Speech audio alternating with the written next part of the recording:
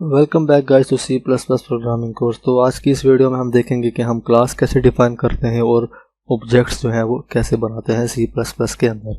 तो सबसे पहले हम बात करते हैं कि हम जो क्लास है उसको कैसे डिक्लेयर करते हैं। तो पहले हम जान लेते हैं कि क्लास जो है वो होती क्या है। मैंने पिछली वीडियो में आपको बताया था क्लास के बारे में। तो ऐसी क्लास होती है वो कलेक्शंस ऑफ ऑब्जेक्ट्स होती है, जिसके अंदर जो हम ऑब्जेक्ट्स बनाते हैं तो उनकी हम प्रॉपर्टीज़ और उनके जो फंक्शंस होते हैं वो हम क्लास के अंदर जो है वो डिफाइन करते हैं। मतलब हम कह सकते हैं कि जो क्लास होती है वो एक ब्लूप्रिंट होती है ऑब्जेक्ट्स के लिए।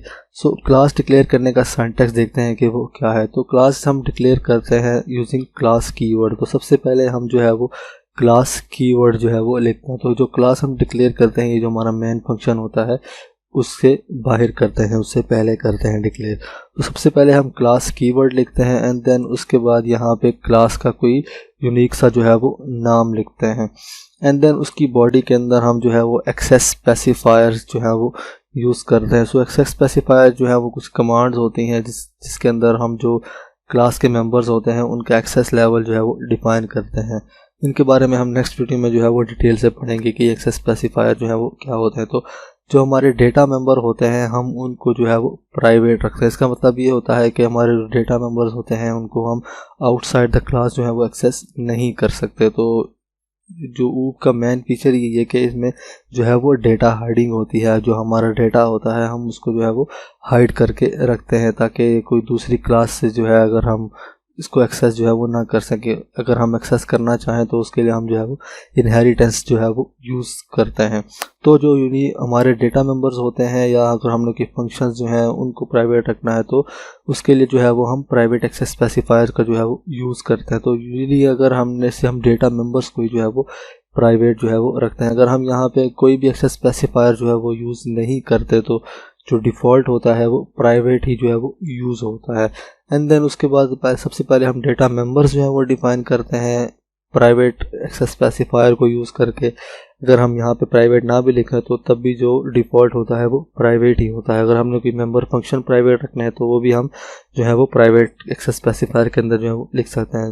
लेकिन हम यूजली मेंबर फंक्शंस के बारे में हम पढ़ेंगे कि मेंबर फंक्शन जो है वो होते क्या है। जब ये ऑब्जेक्ट्स के जो है वो कुछ फंक्शंस ही होते हैं तो यूजली हम इनको प्राइवेट जो है वो नहीं रखते हैं। देन उसके बाद हम जो मेंबर फंक्शन होते हैं यूजली हम उनको जो है वो पब्लिक रखते हैं। पब्लिक का मतलब ये है कि हम इनको जो है वो आउटसाइड द क्लास जो है वो एक्सेस कर सकते हैं जब हम इनके जो है वो ऑब्जेक्ट्स जो है वो बनाते हैं।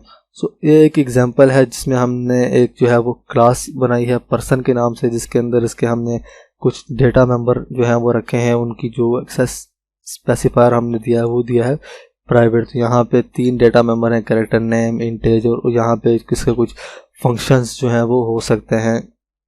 तो यहाँ पे जो पर्सन होता है वो ईट खा सकता है या तो वो सोता है। इसके अलावा भी इसके कुछ और फंक्शंस भी जो है वो हो सकते हैं। ये तो हो गया कि हम जो है वो क्लास कैसे बनाते हैं। अब हम देखते हैं कि जो हमने क्लास बनाई है इसके हम ऑब्जेक्ट्स जो हैं वो कैसे बनाते हैं। सो ऑब्जेक्ट्स बनाने का जो तरीका है वो सेम है जैसे हम जो है वो वेरिएबल बनाते हैं। जो क्लास है ये हम कह सकते हैं कि एक यूज़र डिफाइंड डेटा टाइप है। जैसे स्ट्रक्चर हमने पढ़ा था पिछले पार्ट में, बेसिक पार्ट में, और उसके अलावा हमने यूनियन भी पढ़ा था, वो भी एक यूज़र डिफाइंड जो है वो डेटा टाइप है। इसी तरह जो क्लास है ये भी एक यूज़र डिफाइंड डेटा टाइप है। तो जो जैसे हम वेरिएबल बनाते हैं कोई भी डेटा टाइप लिख के उसके बाद वेरिएबल का नाम लिखते हैं, तो उसी तरह जो उसका सिंटैक्स है, सबसे पहले हम जो क्लास का नाम है हम वो लिखते हैं एंड देन उसके बाद हमने जो ऑब्जेक्ट का नाम रखना है तो वो हम जो है वो रख लेते हैं। तो फॉर एग्जांपल हमने जो पीछे क्लास बनाई थी पर्सन के नाम से, तो उसका हमने एक जो है वो ऑब्जेक्ट बनाया। सबसे पहले हमने जो है वो क्लास का नाम लिखा एंड देन उसके बाद हमने जो है वो ऑब्जेक्ट का जो है वो नाम रख लिया। हम यहाँ पे जितने मर्जी चाहें हम जो है वो ऑब्जेक्ट्स जो है वो बना सकते हैं।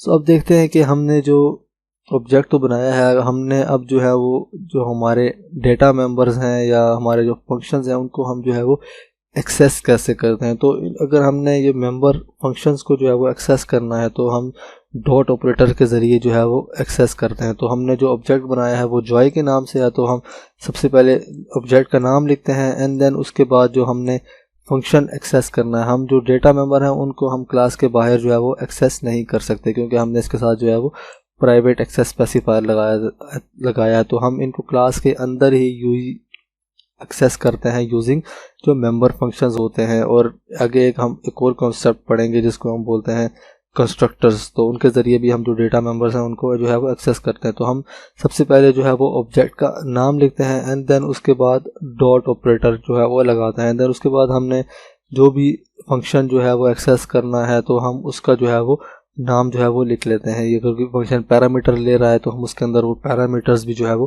पास जो है वो करवा सकते हैं। तो फॉर एग्जांपल मैं ये वाला फंक्शन जो है वो एक्सेस करना चाहता हूँ इस ऑब्जेक्ट के अगेंस्ट, तो मैं सबसे पहले उस ऑब्जेक्ट का नाम लिखूंगा जॉय के नाम से एंड देन यहाँ पे ईट जो फंक्शन है मैं उसको जो है वो साथ लिख लूँगा। तो हमें जो फंक्शन ये जो भी काम कर रहा होगा तो इसका जो हमें रिजल्ट होगा हम इसको जब मेन फंक्शन के अंदर जो है वो कॉल करेंगे तो वहाँ पे हम जो है वो इसको यूज़ जो है वो कर सकते हैं। हम यहाँ पे और एक से ज़्यादा जो है वो ऑब्जेक्ट्स बना सकते हैं, उसके अगेंस्ट भी हम इन फंक्शंस को जो है वो कॉल कर सकते हैं।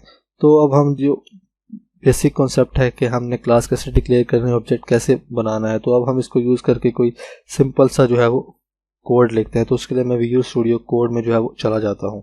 सो गाइस, तो अब मैं विजुअल स्टूडियो कोड में आ गया हूँ। तो यहाँ पे मैंने एक फोल्डर बनाया है सबसे पहले C++ के नाम से, और ये हमारा दूसरा ट्यूटोरियल है। तो मैंने यहाँ पे tutorial2.cpp के नाम से जो है वो फाइल बनाई हुई है, और मैंने यहाँ पे बेसिक स्ट्रक्चर जो है वो मैंने पहले से जो है वो लिख के रखा हुआ है। तो यहाँ पे सबसे पहले मैं एक सिंपल सी आपको मैं बता देता हूँ, क्लास को हम बना लेते हैं। मैं यहाँ पे एक क्लास बना लेता हूँ टेस्ट के नाम से। हम इसके अंदर जो है वो कुछ वैल्यूज़ जो है वो इंटर करवाएंगे, उस वैल्यूज़ को वापस जो है वो शो करवाएंगे। तो सबसे पहले हम यहाँ पे क्या लिखते हैं, एक्सेस स्पेसिफायर। तो हमारे जो डेटा मेंबर्स होते हैं हम उनको प्राइवेट रखते हैं। अगर हम यहाँ पे प्राइवेट ना भी लिखें तो जो डिफ़ॉल्ट होता है वो प्राइवेट ही होता है। तो यहाँ पे मैं एक वेरिएबल डेटा मेंबर जो है वो मैं बना लेता हूँ। अब उसके बाद जो है वो हम मेंबर फंक्शंस जो है वो बनाते हैं कि ये जो क्लास है इसके जो है वो फंक्शंस क्या होंगे। तो उसके लिए हम जो है वो यूजुअली पब्लिक एक्सेस स्पेसिफायर जो है वो यूज़ करते हैं। इसको हम डिटेल में नेक्स्ट वीडियो में देखेंगे कि ये पब्लिक और प्राइवेट जो है वो क्या होते हैं। अब इसके बाद जो है वो हम यहाँ पे जो है वो फंक्शंस जो है वो बनाते हैं। तो मैं यहाँ पे जो है वो एक फंक्शन बना लेता हूँ void in के नाम से, मतलब इसके अंदर जो है वो हम कोई वैल्यू जो है वो इंटर करवाएंगे। तो हमने यहाँ पे डेटा मेंबर है इसको प्राइवेट रखा है, तो हम इसकी वैल्यू जो इंटर कराएंगे वो हम इस फंक्शन के ज़रिए जो है वो इंटर करवाएंगे, क्योंकि हम इसको डायरेक्टली जो है जब हम ऑब्जेक्ट बनाएंगे तो इसको हम एक्सेस नहीं कर सकते क्योंकि ये प्राइवेट है। तो हम इसको यहाँ पे जो है वो इंटर करवाते हैं। तो मैं यहाँ पे लिख लेता हूँ इंटर नंबर एंड देन यहाँ पे मैं सेमीकोलन लगा दूंगा एंड देन यहाँ पे सी इन जो कर लेंगे वो हम एन के अंदर जो है वो करवा लेंगे, क्योंकि हम इस जो डेटा मेंबर है ये प्राइवेट है तो हम इसको क्लास के अंदर जो है वो एक्सेस जो है वो कर सकते हैं। अब इसके बाद मैं एक और फंक्शन जो है वो बना लेता हूँ void out के नाम से। तो इसके अंदर हमने जो वैल्यू इंटर करवाई होगी हम उसको वापस से जो है वो प्रिंट करवा देंगे। तो मैं यहाँ पे लिख लेता हूँ see out the value of n is and then यहाँ पे मैं उसकी वैल्यू जो है n को मैं वो जो है वो प्रिंट करवा लूँगा, यानी यहाँ पे एंड एल में जो है वो लिख लेता हूँ। सो अब हमने जब क्लास बना लेते हैं तो जब इसकी ये जो ब्रैकेट होती है हम इसके बाद जो है वो सेमीकोलन भी जो है वो लगाते हैं। सो अब हमने जो क्लास है वो बनाई है, तो अब हम इसका कोई ऑब्जेक्ट जो है वो बनाते हैं। तो ऑब्जेक्ट बनाने के लिए हम क्या करते हैं, हम सबसे पहले जो क्लास होती है उसका हम जो है वो नाम लिखते हैं एंड देन उसके बाद हमें जो ऑब्जेक्ट का नाम रखना है तो वो हम रखते हैं। तो मैं यहाँ पे T1 के नाम से एक ऑब्जेक्ट जो है वो बना लेता हूँ। सो अब हम जो फंक्शंस है इनको जो है वो कॉल करते हैं। तो मैं यहाँ पे अगर हमने सबसे पहले वैल्यू जो है वो इंटर करवानी है तो मैं यहाँ पे सबसे पहले ऑब्जेक्ट का नाम लिखूँगा एंड देन उसके बाद जो हमारा फंक्शन है उसका जो है वो नाम लिखूँगा एंड देन यहाँ पे जो है वो एम्प्टी ब्रेसेस जो है वो हम लगा देंगे क्योंकि ये कोई भी पैरामीटर जो है वो नहीं ले रहा। एंड देन उसके बाद जो हम वैल्यू इंटर करवा लेंगे इस फंक्शन के ज़रिए और हमने वैल्यू जो है वो प्रिंट भी करवानी है। तो मैं यहाँ पे लिख लूँगा t.out। इस तरह जो पहली जो फंक्शन कॉल हुआ उसके ज़रिए जो वैल्यू है वो इंटर हो जाएगी और दूसरा फंक्शन जो हमने कॉल किया है इस ऑब्जेक्ट के अगेंस्ट तो जो हमारी वैल्यू इंटर हुई होगी वो यहाँ पे जो है वो प्रिंट हो जाएगी। तो हम यहाँ पे जितने मर्जी हम ऑब्जेक्ट्स बनाना चाहें तो वो हम बना सकते हैं और उसके अगेंस्ट हम ये जो फंक्शंस हैं इनका हम जो है वो यूज़ कर सकते हैं। तो मैं Ctrl S से मैंने प्रोग्राम को सेव किया। टर्मिनल को मैं थोड़ा बड़ा कर लेता हूँ और यहाँ से मैं इसको जो है वो रन करता हूँ। तो यहाँ पे मैं कोई वैल्यू जो है वो इंटर करता हूँ, मैं 8 इंटर करता हूँ, तो यहाँ पे हमें जो इंटर की थी वो वैल्यू जो है वो वापस से प्रिंट होगी। तो इस तरह से सबसे पहले हम जो है वो क्लास डिक्लेयर करते हैं using class keyword, and then उसके बाद जो क्लास का नाम है वो लिखते हैं, एंड देन उसके बाद जो हमारे डेटा मेंबर्स होते हैं क्लास के अंदर हम वो लिखते हैं, उनको हम जो है वो प्राइवेट रखते हैं। एंड देन उसके बाद जो हमारे मेंबर फंक्शंस होते हैं उनको भी हम जो है वो प्राइवेट रख सकते हैं या पब्लिक जो है वो रख सकते हैं। इन पब्लिक और प्राइवेट को जो है वो हम नेक्स्ट वीडियो में जो है वो डिटेल से पढ़ेंगे। एंड देन उसके बाद जब हम ऑब्जेक्ट बनाते हैं तो सबसे पहले हम क्लास का नाम लिखते हैं, एंड देन उसके बाद जो हमने ऑब्जेक्ट का नाम रखना है वो हम रखते हैं। ये यूजुअली है एक यूज़र डिफाइंड डेटा टाइप है। जिस तरह हम दूसरे डेटा टाइप्स के ऑब्जेक्ट्स बनाते हैं तो ये एक यूज़र डिफाइंड डेटा टाइप हम इसको बोल सकते हैं। तो जैसे हम दूसरी डेटा टाइप के वेरिएबल बनाते हैं इसी तरह हम जो है वो इस ऑब्जेक्ट्स भी जो है वो उसी तरह बनाते हैं। सबसे पहले हम जो है वो डेटा टाइप का नाम लिखते हैं, देन उसके बाद वेरिएबल का नाम। तो आई होप कि आपको ये क्लास और जो ऑब्जेक्ट्स बनाने का कॉन्सेप्ट है ये समझ आ गया होगा। So see you in the next video.